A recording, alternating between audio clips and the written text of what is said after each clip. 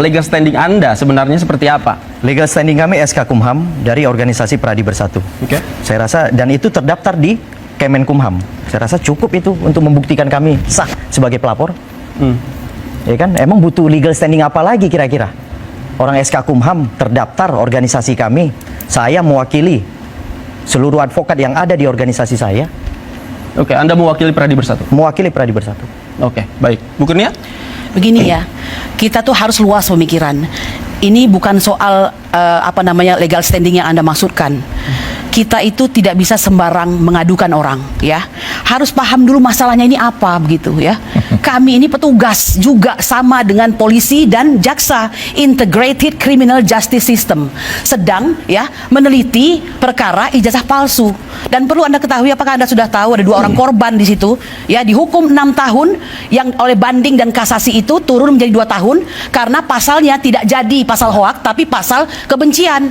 Kalau sudah kebencian itu kan sangat subjektif tuh, ya. Tapi orang ini dihukum tanpa pernah diperlihatkan ijazah asli Bapak Joko Widodo. Diminta oleh hakim untuk hadir, tidak pernah mau hadir, ya. Semua saksi, ada 30 orang, tidak pernah menyatakan menerima atau melihat daripada ijazah tersebut. Semuanya legalisir. Lah kalau ada legalisir, berarti ada aslinya dong, tapi tidak mampu. Egy Sujana, Presiden TPUA, menanyakan kepada jaksa, kalau begitu mana aslinya? Nggak ada, Bang. Kami terima dari Pak Polisi hanya begini. Kalau begitu, bagaimana bisa naik jadi P21? Ini kekejaman, kezoliman luar biasa. Ya, sebentar, apakah karena ini, dia seorang Jokowi? Ini begitu? betul ditanyakan, Ya. Dan jawabannya seperti itu. Ya, tidak seperti ada. itu. Karena ini dalam penting persidangan informasinya. tidak ada ijazah aslinya. Ini kami hanya terima legalisir saja. 30 saksi itu, semuanya seperti itu. Oke. Anda bayangkan, dan bisa dihukum orang, ya. 6 tahun dari dakwaan maksimal, tuntutan maksimal 10 tahun. Oke. Ya mungkin hakimnya nggak enak hati mau Oke. ngasih maksimal begitu. Oke, Ya? baik. Bang Silvan. Itu yang saya maksudkan. Iya, jadi kalau mengenai makanya orang itu kalau menuduh seseorang ijazahnya palsu kah, KTP-nya palsu kah, sertifikat rumahnya palsu, harus megang buktinya dulu, bukan nanti penyidik yang mencari.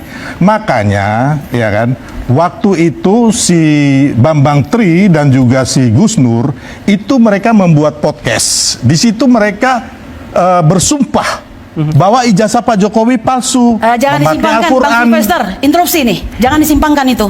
Loh, memang ini bukan soal begitu kostum. kenyataannya. Makanya akhirnya mereka dijatuhkan vonis bersalah. itu salah sekali. Ya kan? Anda nggak mengerti Loh, kalau pengadilan menjatukan vonis bersalah Anda untuk nggak itu. mengerti. Makanya sama yang Anda nggak sekarang. mengerti. Saya pengacaranya jadi nggak benar. Iya, walaupun Nggak benar. makanya Itu tidak Anda benar. konyol, Ini kalah. forumnya saya mengatakan Ya, tidak Anda benar. konyol, Baca makanya lagi, kalah. baca lagi ya. Jangan ngomong dulu. Nanti konyol jadinya. Makanya Anda Sebentar, konyol. satu-satu. Bapak Ibu, Makanya satu-satu. Anda nggak paham. Bapak Ibu, satu-satu. Klien saya sudah dihukum. Anda Bu masuk Kurnia, menang di sini. satu-satu Salah. biar pemirsanya mengerti. Makanya karena Silakan. kekonyolan Anda Bang Sylvester, itu silakan. Salah. Makanya kemarin itu, Bang, gugatan mengenai ijazah palsu ini ya kan tanpa dilampirkan apapun ijazah aslinya ditolak atau NO.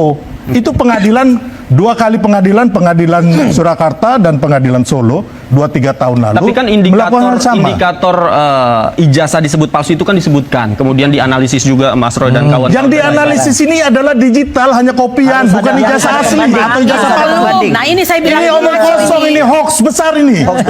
Ya kosong. Ijazahnya Nggak itu yang bisa, Mas, kosong. Bang. Oke.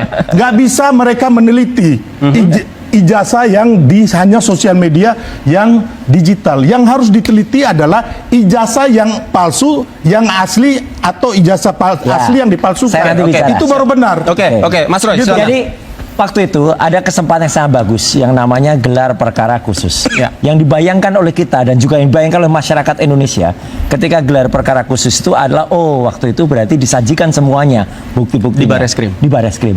Ya, jangankan disajikan secara aslinya atau analognya, disajikan digitalnya saja tidak. Padahal kami sudah mempresentasikan dan file itu banyak bisa diakses di mana-mana. Kami mempertunjukkan ini loh ijazah yang dikatakan ditunjukkan oleh Barreskrim sendiri.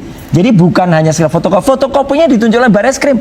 Barreskrim saja hanya bisa menunjukkan fotokopi. Kalau Barreskrim sudah pernah meneliti yang asli, dia pasti menunjukkan yang asli.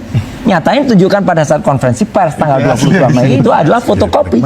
Dan fotokopi itu saya uji dengan perbandingan ijazah 1115 miliknya Fronojiwo, 1116 miliknya Hari Mulyono, 1117 miliknya Sri Murti Ningsih. Semuanya dibandingkan, semuanya identik kecuali yang 1120 miliknya Joko Widodo itu dia identik. Dan yang paling baru Mas, kami sekarang sudah memegang lebih dari 10 ijazah asli benar asli milik kakak angkatan kami yang sama-sama periodenya, yaitu pada tahun 85 kelulusan dari UGM. Ya, Oke. dan itu kita siap. Oke. Sekarang kita tantang Baris Krim. Mana aslinya? Jangan hanya omon-omon. Kalau ada aslinya tunjukkan. Oke, baik. Kita Ini siap penyesatan diuji.